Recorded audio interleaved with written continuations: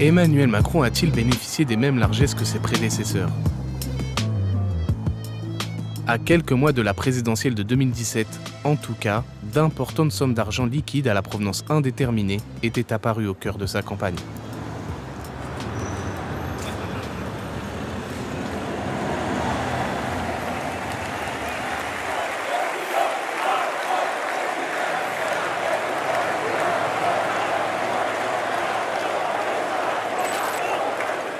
Le 17 avril 2017, Emmanuel Macron organise à Paris-Bercy le plus grand meeting de sa campagne devant 20 000 spectateurs. Pour gérer l'affluence, En Marche va mobiliser énormément d'agents de sécurité. Problème, beaucoup d'entre eux vont être payés en liquide avec des fonds d'origine indéterminés. Des pratiques douteuses qui vont parvenir aux oreilles du Conseil national des activités privées de sécurité, une autorité administrative dépendant du ministère de l'Intérieur. En janvier 2022, Mediapart révèle l'affaire. Des enquêteurs du CNAPS ont découvert au cours de leur enquête que des prestations vraisemblablement illégales avaient été réalisées au cours de la campagne 2017 d'Emmanuel Macron en marge de certains meetings, c'est-à-dire concrètement des équipes qui étaient mobilisées, des agents de sécurité qui ont sécurisé un certain nombre de meetings, notamment le plus grand meeting de Bercy en avril 2017, ont été rémunérés avec de l'argent en liquide.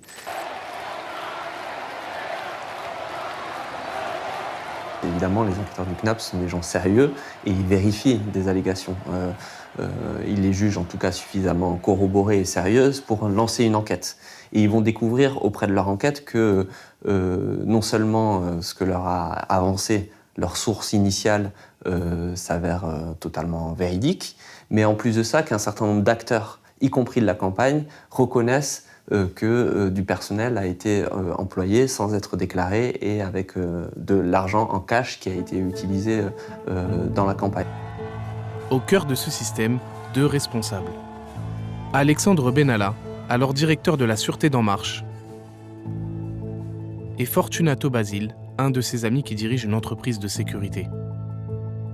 La personne qui finalement a mis en place ces recrutements-là et qui est un peu la cheville ouvrière de ce système, c'est un homme qui s'appelle Fortunato Basile, qui travaille depuis de nombreuses années dans le domaine de la sécurité privée, qui a une connaissance depuis plusieurs années aussi d'Alexandre Benalla, qui a reconnu un certain nombre de choses aussi dans l'enquête administrative, et notamment le fait qu'il y avait eu du personnel non déclaré sur des événements, et qui est en lien direct avec Alexandre Benalla. Il se connaissait déjà avant, et donc lui-même va expliquer qu'il travaillait pour le compte d'Alexandre Benalla, qui était la personne chargée de la sécurité d'abord pendant la campagne présidentielle, puis à l'Élysée. Et d'ailleurs, Fortunato Basile sera reçu avec un certain nombre de personnes à l'Élysée. On a des photos sur le perron de l'Élysée et puis à l'intérieur avec Emmanuel Macron, à l'initiative d'Alexandre Benalla, ce qui montre encore une fois la proximité pendant la campagne, mais aussi après entre ces deux hommes. Contacté, Alexandre Benalla ne conteste pas l'utilisation d'argent liquide. Mais l'ancien collaborateur d'Emmanuel Macron affirme qu'il s'agissait de défraiements à hauteur de 5 000 € pour des bénévoles. Une version contredite par les policiers du CNAPS. Suite à leur enquête, ils vont signaler les faits au parquet de Grasse et demander à leur patron Cyril Maillet d'ouvrir une enquête administrative. Mais ce préfet, proche de Claude Guéant, nommé à la tête du CNAPS par Emmanuel Macron en 2018, décide de classer l'affaire. Quand il reçoit finalement la synthèse du service d'enquête, on apprend, et on a récupéré un document qui est absolument accablant là-dessus, que contre l'avis de 3 sous-directeurs, il décide lui-même personnellement de classer l'affaire, c'est-à-dire d'absoudre tous les acteurs de poursuites administratives. Joint par téléphone, le patron du CNAPS confirme qu'il n'a pas lancé d'enquête administrative. C'est pas notre rôle à demander aux fiscaux ou demander à je sais pas qui. On n'a pas de moyens d'investigation. On n'est pas des enquêteurs de police ou quoi que ce soit. Nous, on regarde uniquement si les personnes ont leur carte autorisée à travailler dans la sécurité privée, c'est tout. C'est vraiment un établissement public qui fait un contrôle de très bas niveau. On a quand même le sentiment que vous avez voulu protéger le président en clôturant ce dossier. Mais ceux qui imaginent ça, ils connaissent pas la manière dont ça fonctionne. Mais en quoi ça protégerait de quoi? L'argent liquide d'En Marche provenait-il d'Alger? Vive la République! Vive la France! Faute d'enquête administrative du CNAPS, seule la justice pourrait désormais répondre à cette question. Mais ce qui intrigue, c'est qu'une fois devenu président de la République, Emmanuel Macron va donner à plusieurs reprises l'impression d'être piégé par de puissants intérêts algériens.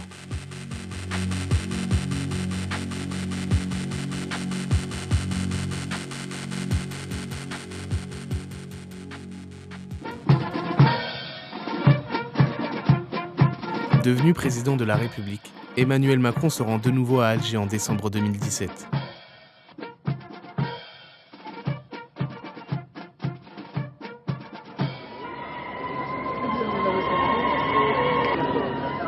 S'il vous plaît. Merci à vous. Merci à vous. Hein. Vous allez bien. Le président de la République, Abdelaziz Bouteflika, s'est entretenu ce mercredi à Alger avec son homologue français, Emmanuel Macron, en visite d'amitié et de travail en Algérie.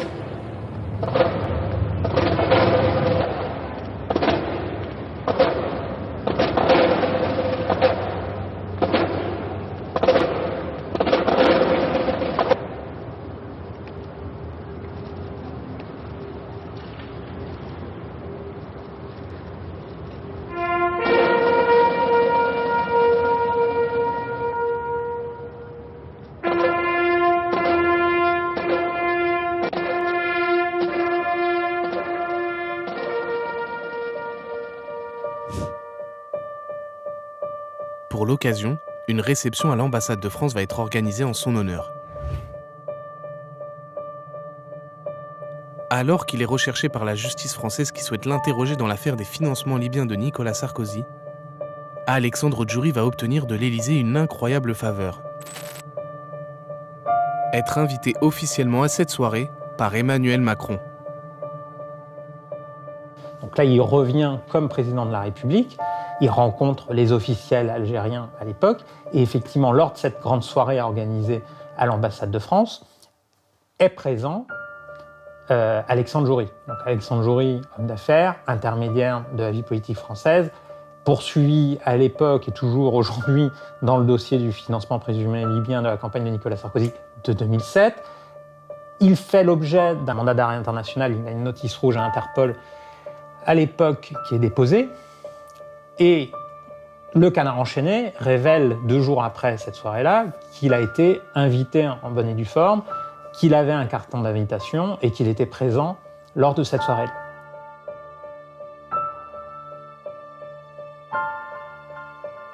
Comment Alexandre Djouri, alors qu'il était recherché par la justice française, a-t-il pu en toute impunité être invité à une soirée officielle en présence du président de la République ? L'Élysée aurait accédé à une demande de Reda Kouninev, l'homme d'affaires qu'Emmanuel Macron avait rencontré en février 2017. C'est en tout cas ce qu'affirme Abdou Semar. Cette rencontre a été organisée sous la pression des frères Kouninev, les frères Kouninev, qui est notamment de Reda Kouninev, qui a racheté d'ailleurs la résidence de l'ambassade de France à Alger pour une 60aine de millions d'euros, qui était très ami avec Xavier Driancourt. Et c'est lui qui a insisté, qui a fait du lobbying pour que Djouri soit invité durant la même soirée où Emmanuel Macron est arrivé. Après, l'objectif était de faire rencontrer les 2 hommes. Les Kouninev voulaient que la France tourne la page avec Djouri, que Djouri essaye de sortir un peu de ses affaires judiciaires en France.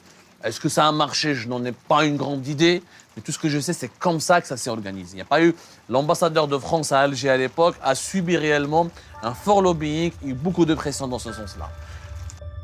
Une affirmation que ne dément pas Xavier Driancourt.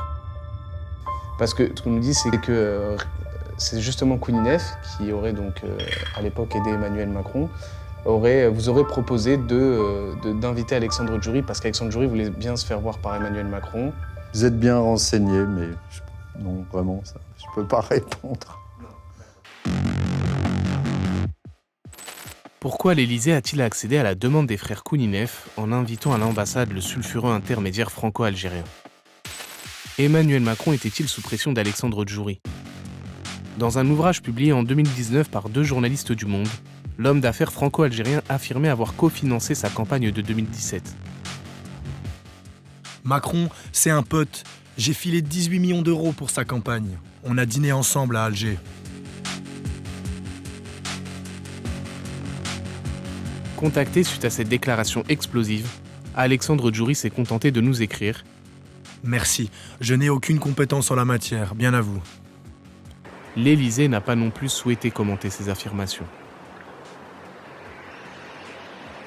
Mais en mars 2020, après avoir été extradé de Grande-Bretagne, mis en examen notamment pour corruption active dans l'affaire des financements libyens de Nicolas Sarkozy, et emprisonné à Fresnes, Alexandre Djouri a bénéficié d'une mesure de clémence, une libération sous bracelet électronique, officiellement pour raison de santé. Quelques mois plus tard, Paris l'autorisait même à quitter l'Hexagone pour retourner tranquillement en Suisse, où il réside dans la banlieue de Genève. Mais la complaisance d'Emmanuel Macron à l'égard des milieux d'affaires algériens va bientôt se retourner contre la France. Retrouvez la suite de cette enquête sur notre chaîne YouTube ou directement à la fin de cette vidéo. Off Investigation, c'est des documentaires que les chaînes n'osent plus produire. Grâce à vous, notre liberté éditoriale est totale. Vos dons nous permettent d'enquêter et de révéler en vidéo à des millions d'internautes les coulisses d'un monde qui dérive trop souvent à l'abri des regards. Aidez-nous à déverrouiller l'information, faites un don.